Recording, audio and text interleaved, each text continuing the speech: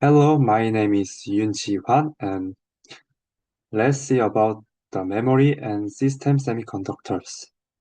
Let's start with the memory. The memory semiconductor, there's two types, the ROM and RAM. The ROM is read-only memory, and RAM is the random access memory.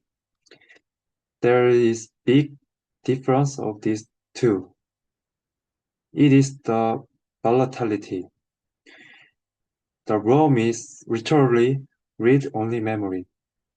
So when the computer is turned off, so the data is gone.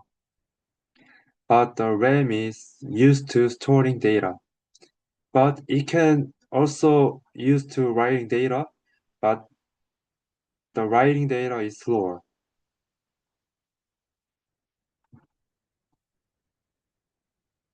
So let's see about the system semiconductor.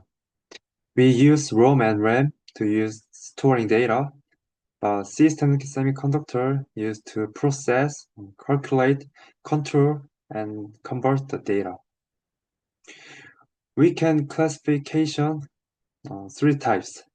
First is the microcomponents. This is the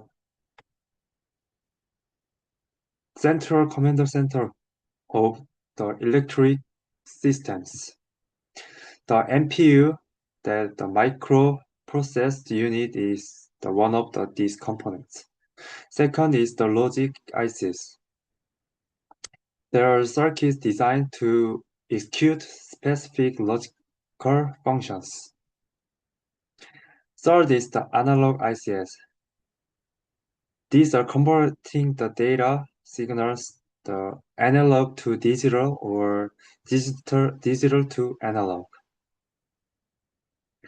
Now let's see about the logic device. It works with the logical operation like the AND or not, or XOR. We call this the gate. And it can be classification, standard logic, ACIC, and FPGA. The standard logic is the basic logical function. In this picture, the circuit is made of the logic gate. This called the standard logic. Second is ACIC, the application-specific integrated circuit. It is the high-performance chip that custom built it for the specific device. Like Tesla or the smartphone, we use the ACIC. And last is FPGA, the Field Programmable Gate Array. It allows engineers to program the logic after it produced. Thanks to listening.